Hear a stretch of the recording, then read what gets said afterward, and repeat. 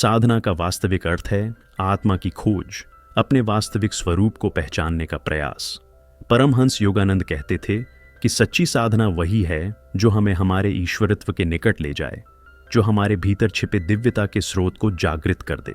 यह केवल किसी कर्मकांड, जप, पूजा या किसी विशेष क्रिया तक सीमित नहीं होती, बल्कि यह एक आंतरिक यात्रा है जहां साधक अपने भीतर के अवरोधों को हटाकर सत्य से साक्षात्कार करता है। साधना का मार्ग आसान नहीं होता, लेकिन जो इस पथ पर चलते हैं वे अपने जीवन में शांति, आनंद और प्रेम की उस उच्च अवस्था को प्राप्त कर लेते हैं जिसकी तलाश में पूरा संसार भटक रहा है।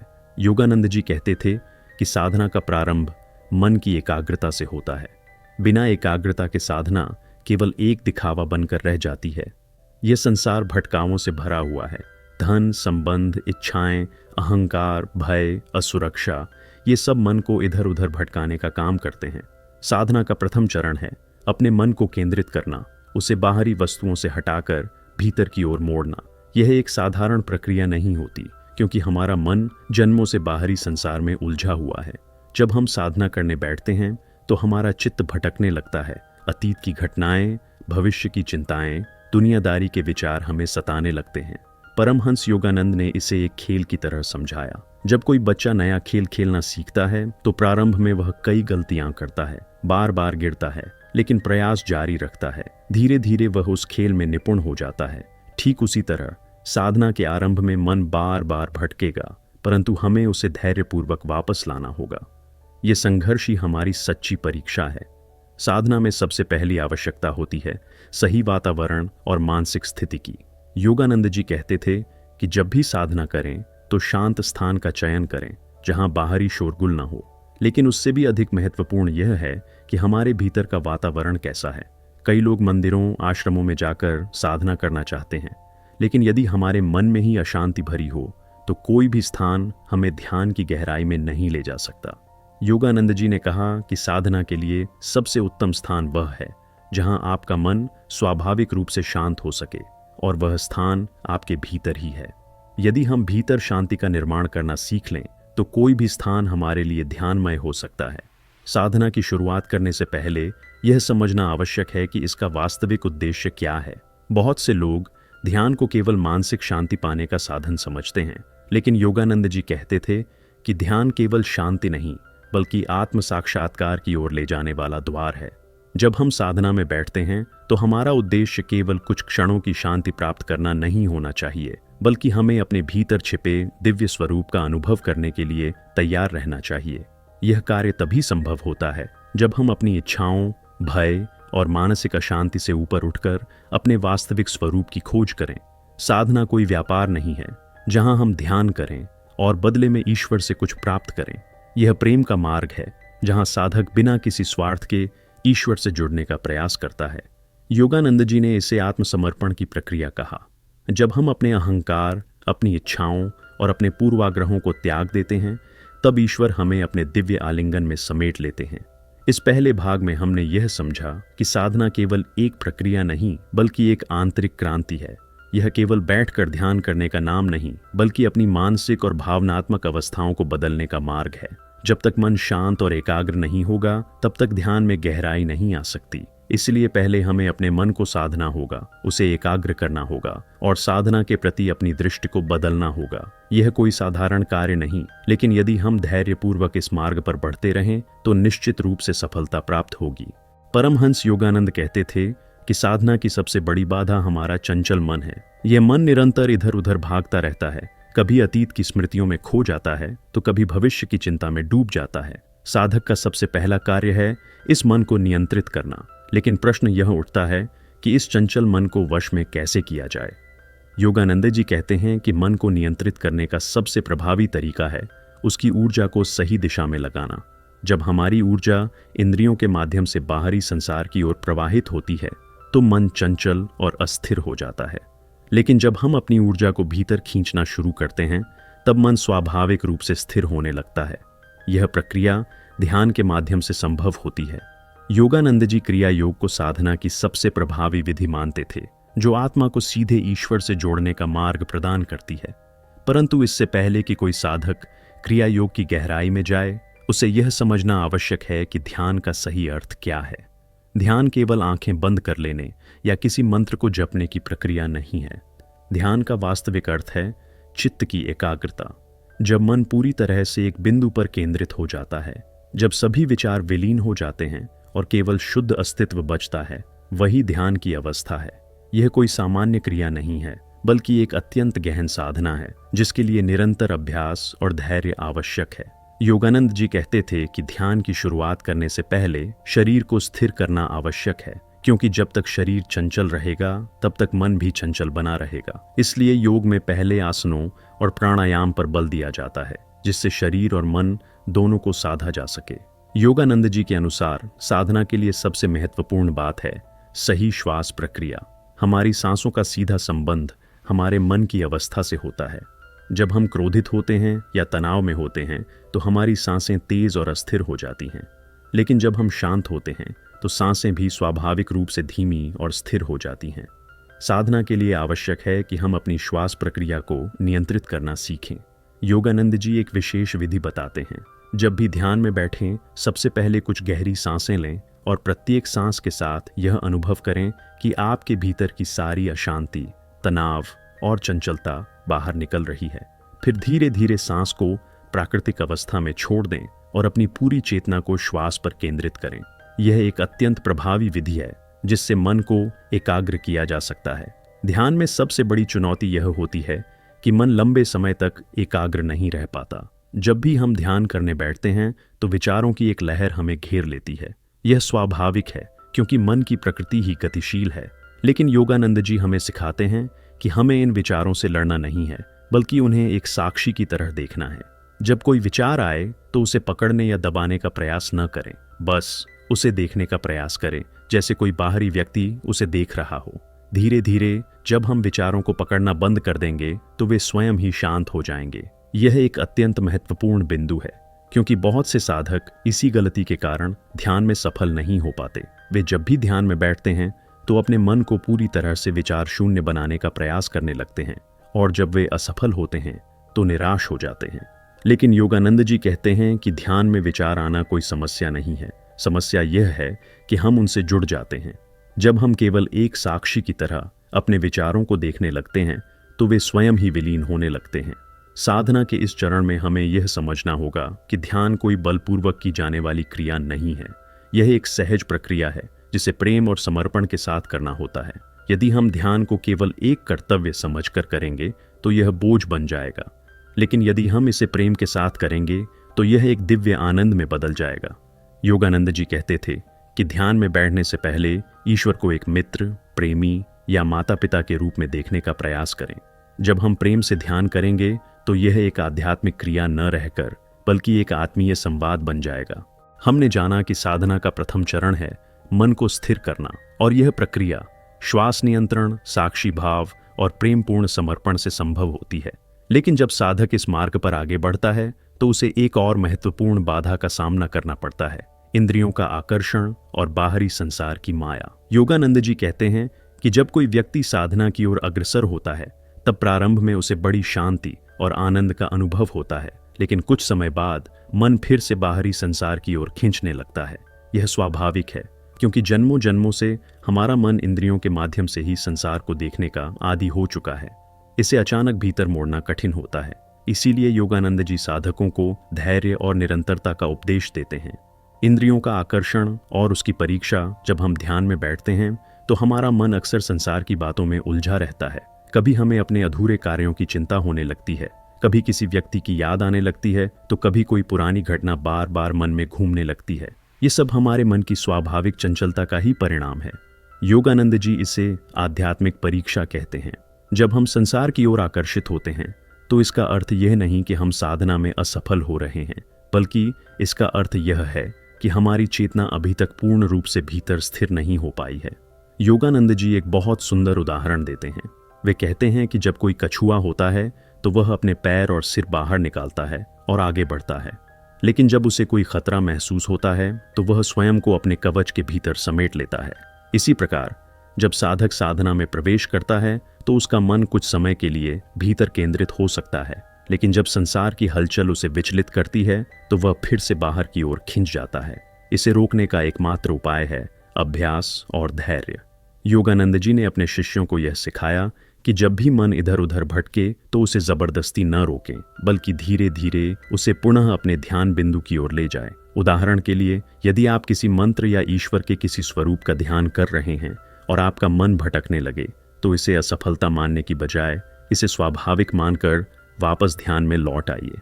हर बार जब आपका मन भटके, आप उसे उतनी ही सहजता से वापस ले आएं। यही प्रक्रिया अंततः मन को नियंत्रित करने में सहायक होती है। ध्यान की गहराई और स्थिरता। योगानंद जी कहते हैं कि जब तक मन पूरी तरह स्थिर नहीं होता, तब तक साधना का वास्तविक फल प्राप्त नहीं होता। साधना का लक्ष्य केवल ध्यान में बैठना नहीं, बल्कि उस परम चेतना के साथ वास्तविक संपर्क स्थापित करना है। जब ध्यान की अवस्था गहरी होने लगती है, तब साधक को एक दिव्य आनंद की अनुभूति होने लगती है। यह आनंद बाहरी सुखों से बिल्कुल अलग होता है। इसे समझने के लिए योगानंद जी एक और सुंदर उदाहरण देते हैं। वे कहते हैं कि संसार के सुख जैसे भोजन, संगीत, वस्त्र, धन आदि हमें कुछ समय के लिए आनंद देते हैं, लेकिन यह आनंद क्षणिक होता है। जैसे ही वह वस्तु हमारे पास नहीं रहती, हमारा सुख भी चला जाता है। लेकिन जब हम ध्यान में गहराई से उतरते हैं, तो जो आनंद हमें प्राप्त होता है वह बाहरी परिस्थितियों से स्वतंत्र होता है। वह हमारे भीतर से उत्पन्न होता है, और जब एक बार उसकी झलक मिल जाती है तो संसार की कोई भी चीज उसके सामने फीकी लगने लगती है। ध्यान की इस गहराई को प्राप्त करने के लिए एक और महत्वपूर्ण बात है निरंतरता। योगानंद जी कहते हैं कि साधना में सबसे बड़ी बाधा यह है कि लोग जल्दी परिणाम की अपेक्षा करते हैं। यदि कुछ दिनों तक ध्यान करने के बाद कोई विशेष अनुभव न मिले तो वे इसे छोड़ने लगते हैं। लेकिन वास्तविक साधना का अर्थ है धैर्यपूर्वक अभ्यास करते रहना, चाहे कोई अनुभव मिले या न मिले। यह एक किसान के समान है जो बीज बोने के बाद तुरंत फसल की अपेक्षा नहीं करता। वह जानता है कि बीज को अंकुरित होने में समय लगेगा, उसे नियमित रूप से पानी और देखभाल की आवश्यकता होगी।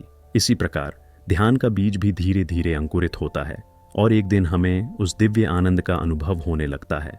ईश्वर के साथ व्यक्तिगत संबंध स्थापित करना। योगानंद जी इस बात पर भी विशेष बल देते हैं कि ध्यान कोई यांत्रिक क्रिया नहीं होनी चाहिए, बल्कि यह ईश्वर के साथ एक गहरा संबंध स्थापित करने का माध्यम होना चाहिए। वे कहते थे कि ईश्वर को कोई दूरस्थ शक्ति न मानकर उन्हें अपने हृदय का प्रियतम बना लो। जब कोई साधक इस भावना से ध्यान करता है तो उसे तुरंत ही ईश्वर की उपस्थिति का अनुभव होने लगता है। उन्होंने अपने जीवन में भी यही किया। वे घंटों ध्यान में बैठकर ईश्वर से संवाद करते थे, जैसे कोई मित्र से करता है।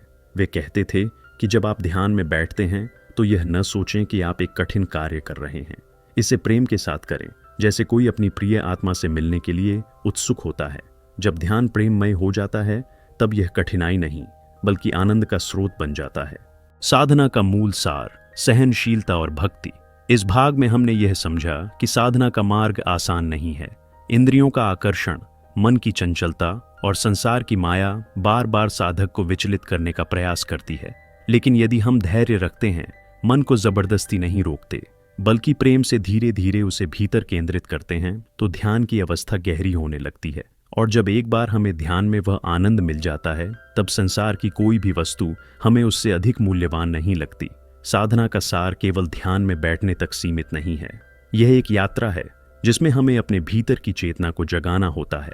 यह तभी संभव है जब हम ईश्वर के साथ एक सच्चे प्रेममय संबंध की स्थापना करें। जब हम ईश्वर को अपने हृदय में अनुभव करने लगते हैं, तब साधना केवल एक अभ्यास न रहकर बल्कि जीवन की सबसे सुंदर अनुभूति बन जाती है। मन की चंचलता और इंद्रियों का आकर्षण। जब साधक अपने ध्यान को गहराने का प्रयास करता है तो संसार की माया बार बार उसे खींचने लगती है। लेकिन यदि वह निरंतरता और धैर्य बनाए रखता है तो ध्यान की गहराई में प्रवेश कर सकता है। अब हम इस यात्रा में और आगे बढ़ते हैं और समझते हैं कि कैसे साधना को और प्रभावशाली बनाया जाए और ईश्वर से वास्तविक संपर्क स्थापित किया जाए। परमहंस योगानंद जी बताते हैं कि साधना का एक अत्यंत महत्वपूर्ण तत्व है आंतरिक मौन। जब हम बाहर की हलचल से घिरे होते हैं तो हमारा मन भी अशांत रहता है। जितना अधिक हमारा ध्यान बाहरी चीजों में उलझा रहेगा, उतना ही कठिन होगा भीतर उतरना। ध्यान का सही प्रभाव तभी प्रकट होता है जब मन और हृदय पूर्ण रूप से शांत हो जाए। वे समझाते हैं कि मौन केवल बाहरी नहीं बल्कि आंतरिक भी होना चाहिए। बहुत से लोग भले ही बाहर से चुप बैठे हों, लेकिन उनके भीतर विचारों का तूफान चल रहा होता है। वे पुरानी यादों में खोए रहते हैं या भविष्य की योजनाओं में उलझे रहते हैं। इस कारण वे ध्यान की गहराई में नहीं जा पाते। योगानंद जी कहते हैं कि हमें धीरे धीरे विचारों को कम करना होगा और पूर्ण मौन की अवस्था में प्रवेश करना होगा। लेकिन यह मौन कैसे प्राप्त हो, इसके लिए वे कुछ उपाय सुझाते हैं। श्वास पर ध्यान केंद्रित करना। जब हम अपनी श्वास को नियंत्रित करने लगते हैं तो मन भी धीरे धीरे शांत होने लगता है। लंबी और गहरी श्वासें लेने से विचारों की गति मंद पड़ती है और हम भीतर उतरने लगते हैं। मंत्र जाप या नाम स्मरण। यदि मन बहुत अधिक भटकता है तो किसी मंत्र या ईश्वर के नाम का धीरे धीरे स्मरण करें। इससे मन एक ही बिंदु पर केंद्रित होने लगता है। भावनात्मक शांति। यदि हमारे भीतर किसी प्रकार की चिंता, भय या असंतोष है तो ध्यान में गहराई तक उतरना कठिन हो जाता है। इसीलिए पहले अपने मन को शांत करें, क्षमा और प्रेम का भाव लाएं और फिर ध्यान में बैठें। ध्यान में दिव्य अनुभव और उनकी वास्तविकता। बहुत से साधक ध्यान करते समय किसी न किसी रूप में दिव्य अनुभवों की अपेक्षा करते हैं। वे सोचते हैं कि उन्हें दिव्य प्रकाश दिखाई देगा, कोई आंतरिक ध्वनि सुनाई देगी या कोई चमत्कारिक अनुभूति होगी। लेकिन योगानंद जी समझाते हैं कि यह अपेक्षाएं ही कई बार ध्यान में बाधा बन जाती है। साधना का उद्देश्य किसी विशेष अनुभव को प्राप्त करना नहीं, बल्कि अपने भीतर की शुद्ध चेतना में स्थिर हो जाना है। हालांकि जब साधना गहरी होती है तो कई बार साधकों को विशेष अनुभव होते हैं। कुछ को लगता है कि वे एक शांत ऊर्जा में समा रहे हैं, कुछ को लगता है कि उनका शरीर हल्का हो गया है और कुछ को ईश्वर के प्रकाश की झलक भी मिलती है। लेकिन योगानंद जी समझाते हैं कि ये अनुभव महत्वपूर्ण अवश्य हैं, परंतु इन पर ही अटक जाना सही नहीं। वे कहते हैं कि जब कोई बच्चा चलना सीखता है तो शुरुआत में वह हर छोटे प्रयास पर उत्साहित हो जाता है, लेकिन यदि वह सिर्फ अपने पहले कदमों को लेकर खुश होता रहे और आगे बढ़ना बंद कर दे तो वह कभी नहीं सीख पाएगा। इसी प्रकार यदि कोई साधक किसी छोटे अनुभव पर ही रुक जाए तो वह साधना की गहराई में प्रवेश नहीं कर पाएगा। योगानंद जी के अनुसार हमें अपने अनुभवों को आशीर्वाद मानते हुए भी उनसे आगे बढ़ना होगा। वास्तविक साधना तब होती है जब हम किसी अनुभव की प्रतीक्षा किए बिना भी ध्यान में बैठें और ईश्वर के प्रति अपनी भक्ति को बनाए रखें। जब यह समर्पण होता है तब धीरे धीरे हमारा हृदय शुद्ध होने लगता है और ईश्वर का साक्षात्कार सहज ही होने लगता है। बहुत से लोग ये सोचते हैं कि साधना का अर्थ है संसार से पूरी तरह दूर होकर केवल ध्यान में ही मग्न रहना। लेकिन योगानंद जी कहते हैं कि असली साधना तब होती है जब हम ध्यान के साथ साथ अपने दैनिक जीवन में भी इसे बनाए रखें। वे समझाते हैं कि ध्यान केवल एक प्रक्रिया नहीं, बल्कि एक जीवन शैली है। यदि कोई व्यक्ति सुबह ध्यान करता है और फिर पूरे दिन क्रोध, तनाव और अहंकार में जीता है तो उसका ध्यान अधूरा रह जाता है। ध्यान का वास्तविक लाभ तभी मिलता है जब उसकी शांति और आनंद हमारे जीवन में भी परिलक्षित होने लगे। सत्संग और अच्छे वातावरण का निर्माण। जिस प्रकार गंदगी में रखा हुआ जल धीरे धीरे दूषित हो जाता है, वैसे ही यदि हमारा मन गलत संगति में रहे तो वह शुद्ध नहीं रह सकता। इसलिए अपने आसपास ऐसे लोगों का चयन करें जो आध्यात्मिक विचार रखते हों। सेवा भाव। केवल अपने लिए ध्यान करना पर्याप्त नहीं। यदि हम अपने जीवन में दूसरों की सहायता नहीं कर रहे हैं तो हमारी साधना अधूरी रह जाती है। सेवा करना भी ईश्वर की भक्ति का एक रूप है। अहंकार का त्याग। साधना में अहंकार सबसे बड़ी बाधा है। कई लोग जब थोड़ा ध्यान करने लगते हैं तो उन्हें लगता है कि वे बहुत बड़े साधक बन गए हैं। लेकिन योगानंद जी कहते हैं कि वास्तविक साधक वही है जो स्वयं को हमेशा ईश्वर का एक छोटा सा उपकरण मानता है और उसकी कृपा के बिना स्वयं को कुछ भी नहीं समझता। साधना में निरंतरता और समर्पण। इस भाग में हमने यह समझा कि साधना को गहराने के लिए आंतरिक मौन आवश्यक है। हमें बाहरी और आंतरिक शोर को शांत करना होगा, तभी ध्यान प्रभावी हो पाएगा। इसके अलावा हमें अपने अनुभवों पर बहुत अधिक निर्भर नहीं होना चाहिए, बल्कि ध्यान को एक प्रेमपूर्ण समर्पण के रूप में अपनाना चाहिए। और सबसे महत्वपूर्ण बात यह है कि ध्यान केवल कुछ मिनटों का अभ्यास न बनकर हमारे पूरे जीवन का हिस्सा बन जाए। अब तक हमने जाना कि साधना को प्रभावी बनाने के लिए आंतरिक मौन आवश्यक है और ध्यान केवल एक प्रक्रिया नहीं, बल्कि जीवन शैली होनी चाहिए। जब हम अपने अनुभवों से ऊपर उठकर ईश्वर के प्रति समर्पण भाव रखते हैं, तब वास्तविक साधना प्रारंभ होती है। अब इस भाग में हम गहराई से समझेंगे कि ध्यान की उच्च अवस्था क्या होती है और कैसे साधना के माध्यम से आत्म साक्षात्कार की ओर बढ़ा जाए। ध्यान की उच्च अवस्था और आत्म साक्षात्कार की ओर यात्रा। परमहंस योगानंद जी बताते हैं कि जब साधक निरंतर साधना करता है तो धीरे धीरे वह ध्यान की उच्च अवस्था में प्रवेश करने लगता है। यह वह अवस्था होती है जहां मन पूर्ण रूप से शांत हो जाता है और साधक स्वयं को अपने भौतिक अस्तित्व से परे अनुभव करने लगता है। आरंभ में ध्यान केवल मानसिक एकाग्रता का प्रयास होता है, जहां साधक अपने विचारों को नियंत्रित करने का प्रयास करता है। लेकिन जैसे जैसे वह गहराई में जाता है, वैसे वैसे विचार स्वतः शांत होने लगते हैं और केवल एक दिव्य शांति शेष रह जाती है। यह वह अवस्था होती है जहां आत्मा अपनी वास्तविक स्थिति को अनुभव करने लगती है। परमहंस योगानंद इस अवस्था को आत्म साक्षात्कार की ओर पहला कदम मानते हैं। आत्म साक्षात्कार का अर्थ केवल यह नहीं कि हम ईश्वर के बारे में कुछ जान लें, बल्कि यह है कि हम उसे अनुभव करें, उसे अपने भीतर महसूस करें। उन्होंने कहा है, ध्यान की उच्च अवस्था में जाने पर मन और हृदय एक अनंत शांति में लय हो जाते हैं। तब व्यक्ति केवल ईश्वर को महसूस करता है और संसार की समस्त चिंताओं से मुक्त हो जाता है। साधना में आने वाली चुनौतियां और उनका समाधान। जब कोई साधक ध्यान में गहराई से जाने लगता है तो कई प्रकार की बाधाएं सामने आती हैं। इन बाधाओं का मुख्य उद्देश्य साधक की परीक्षा लेना होता है। कई बार ऐसा होता है कि ध्यान करने के कुछ समय बाद ही व्यक्ति को आलस्य महसूस होने लगता है या कोई न कोई विकर्षण, डिस्ट्रैक्शन उसे ध्यान से दूर कर देता है। परमहंस योगानंद जी ने बताया है कि साधना में सबसे बड़ी बाधा है मन की आदतें। जब हम वर्षों तक बाहरी दुनिया में लिप्त रहते हैं तो हमारा मन उसी के अनुसार ढल जाता है, और जब हम उसे भीतर ले जाने का प्रयास करते हैं तो वह विरोध करने लगता है। लेकिन जैसे कोई जंगली घोड़ा धीरे धीरे वश में आता है, वैसे ही मन भी सतत अभ्यास से नियंत्रित हो जाता है। कुछ साधकों को यह शिकायत होती है कि वे ध्यान करने बैठते हैं लेकिन मन टिकता ही नहीं। योगानंद जी इसके लिए कुछ महत्वपूर्ण सुझाव देते हैं। संगीत और भक्ति का सहारा लें। जब मन बहुत भटकता हो तो ध्यान से पहले कुछ समय के लिए शांत और भक्ति से भरे गीत, भजन या मंत्र सुने। इससे मन की ऊर्जा भीतर केंद्रित होने लगती है। प्रकृति से जुड़ें। यदि साधक को लगता है कि उसका मन ध्यान में स्थिर नहीं हो पा रहा तो उसे कुछ समय प्रकृति में बिताना चाहिए। खुले आकाश में टहलना, वृक्षों के नीचे ध्यान करना या जल की धारा को निहारना मन को सहज रूप से शांत कर देता है। धैर्य बनाए रखें। सबसे महत्वपूर्ण बात यह है कि ध्यान में आने वाली कठिनाइयों से घबराने की आवश्यकता नहीं। ध्यान का अभ्यास एक क्रमिक प्रक्रिया है जिसमें समय लगता है। यदि किसी दिन ध्यान गहरा नहीं हो पा रहा तो भी निरंतर अभ्यास करना चाहिए। ध्यान और दिव्य प्रेम का अनुभव। योगानंद जी कहते हैं कि जब ध्यान सही दिशा में बढ़ने लगता है तो साधक के भीतर एक दिव्य प्रेम का अनुभव होने लगता है। यह प्रेम किसी व्यक्ति, वस्तु या संसार के प्रति नहीं होता, बल्कि यह एक व्यापक और असीम प्रेम होता है जो हर चीज में ईश्वर को देखने लगता है। वे समझाते हैं कि यह अनुभव धीरे धीरे विकसित होता है। शुरुआत में ध्यान केवल एक अभ्यास लगता है, लेकिन जब साधक नियमित रूप से इसे करता है तो एक समय ऐसा आता है जब उसे ध्यान करना नहीं पड़ता, बल्कि ध्यान स्वयं उसकी प्रकृति बन जाता है। वह जहां भी जाता है उसे ईश्वर की उपस्थिति महसूस होती है। योगानंद जी ने अपनी पुस्तक एक योगी की आत्मकथा में लिखा है कि जब साधक ध्यान में गहराई से उतर जाता है तो उसे कभी कभी ईश्वरीय प्रकाश या कंपन महसूस होने लगते हैं। लेकिन वे समझाते हैं कि ये अनुभव साधक को विचलित नहीं करने चाहिए।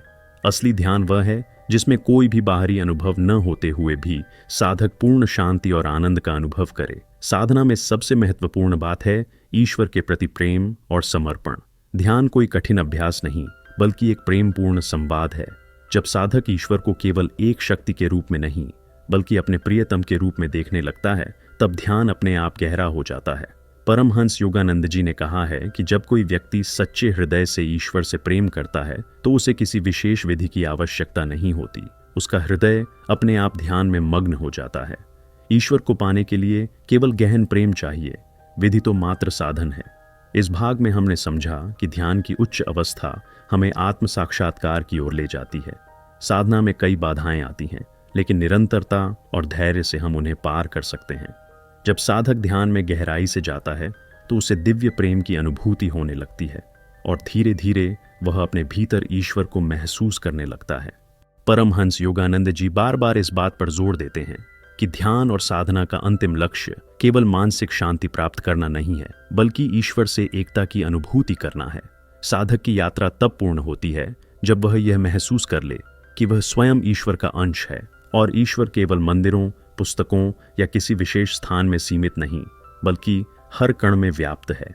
योगानंद जी ने अपनी पुस्तक एक योगी की आत्मकथा में कई ऐसे अनुभव साझा किए हैं जहां ध्यान की गहरी अवस्था में उन्होंने स्वयं को अनंत ब्रह्मांड में विलीन होते हुए अनुभव किया। उन्होंने कहा, जब साधक पूर्ण समर्पण के साथ ध्यान करता है तो वह अहंकार से मुक्त हो जाता है और उसकी आत्मा अनंत चेतना से मिल जाती है। तब उसे यह एहसास होता है कि वह केवल एक शरीर नहीं बल्कि अनंत प्रेम और प्रकाश का स्रोत है। यह अवस्था केवल महान योगियों के लिए नहीं बल्कि हर साधक के लिए संभव है, यदि वह निरंतर अभ्यास करता रहे और अपने जीवन को साधना के अनुरूप ढाले। साधना को जीवन का हिस्सा कैसे बनाएं? कई लोग ध्यान को केवल एक समय तक सीमित रखते हैं, जैसे सुबह या शाम कुछ मिनटों के लिए ध्यान करना और फिर दिन भर सांसारिक कार्यों में उलझ जाना। लेकिन परमहंस योगानंद जी ने बताया कि साधना केवल कुछ मिनटों की प्रक्रिया नहीं बल्कि जीवन का हर क्षण ईश्वर से जुड़ने का एक प्रयास होना चाहिए। इसके लिए वे कुछ महत्वपूर्ण बातें बताते हैं। ध्यान का अभ्यास हर स्थिति में करें, चाहे आप काम कर रहे हों, किसी से बात कर रहे हों या अकेले हों। हमेशा भीतर ईश्वर की उपस्थिति को महसूस करने का प्रयास करें। साधना का अर्थ केवल आंखें बंद करके ध्यान करना नहीं बल्कि हर पल अपने भीतर दिव्यता को जागृत रखना है। साधना को सांसारिक जीवन से अलग न करें। बहुत से लोग सोचते हैं कि आध्यात्मिक जीवन और सांसारिक जीवन अलग अलग होते हैं, लेकिन योगानंद जी समझाते हैं कि सच्ची साधना वही है जो हमें हर परिस्थिति में संतुलन और शांति बनाए रखने में मदद करे। यदि हम ध्यान में तो शांत हैं, लेकिन जीवन के छोटे छोटे उतार चढ़ाव हमें विचलित कर देते हैं, तो हमारी साधना अधूरी है। सेवा और प्रेम को साधना बनाएं। केवल ध्यान करना ही साधना नहीं, बल्कि जब हम दूसरों की सेवा करते हैं, बिना स्वार्थ प्रेम बांटते हैं, तब भी हम साधना कर रहे होते हैं। योगानंद जी कहते हैं कि जब हम बिना किसी अपेक्षा के किसी की मदद करते हैं तो हम ईश्वर के निकट पहुंच जाते हैं। आत्मा का जागरण और अंतिम मुक्ति साधना का सबसे गहरा अनुभव तब होता है जब व्यक्ति अपने भीतर आत्मा के स्वरूप को जागृत कर लेता है। इसका अर्थ यह नहीं कि वह संसार को त्याग दे, बल्कि यह कि वह संसार में रहकर भी स्वयं को शरीर और मन से अलग आत्मा के रूप में अनुभव करे। योगानंद जी इसे नित्य आनंद या परम आनंद की अवस्था कहते हैं, जहां व्यक्ति को किसी बाहरी वस्तु से सुख पाने की आवश्यकता नहीं रहती। वह स्वयं के भीतर ही परमानंद को अनुभव करता है। यह वही अवस्था है जिसे संत, योगी और महापुरुष जीवन भर पाने का प्रयास करते हैं। उन्होंने यह भी समझाया कि यह अंतिम मुक्ति केवल मृत्यु के बाद नहीं बल्कि यहीं इसी जीवन में प्राप्त की जा सकती है। जब साधक अपनी आत्मा की वास्तविकता को पहचान लेता है तो मृत्यु का भी कोई भय नहीं रहता। वह जान जाता है कि शरीर नष्ट हो सकता है, लेकिन आत्मा सदा के लिए अमर है। साधना का सार, जीवन को ईश्वरमय बनाएं। इस पूरी शिक्षाओं की श्रृंखला का सार यही है कि साधना केवल ध्यान की एक प्रक्रिया नहीं बल्कि जीवन को पूर्ण रूप से ईश्वरमय बनाने की कला है। ध्यान केवल कुछ घंटों की साधना नहीं बल्कि हर पल आत्म जागरण की अवस्था में रहने का अभ्यास है। परमहंस योगानंद जी ने हमें यह सिखाया कि कोई भी व्यक्ति, चाहे वह गृहस्थ हो या सन्यासी, चाहे वह किसी भी स्थिति में हो, वह ईश्वर को प्राप्त कर सकता है यदि वह अपने मन, शरीर और आत्मा को साधना के मार्ग पर समर्पित कर दे। अंत में योगानंद जी का यह संदेश हमें हमेशा याद रखना चाहिए, ईश्वर को पाना सबसे सरल है। यदि तुम सच्चे मन से उसे चाहो, वह तुम्हारे हृदय में बैठा है, केवल तुम्हारे प्रेम और समर्पण की प्रतीक्षा कर रहा है।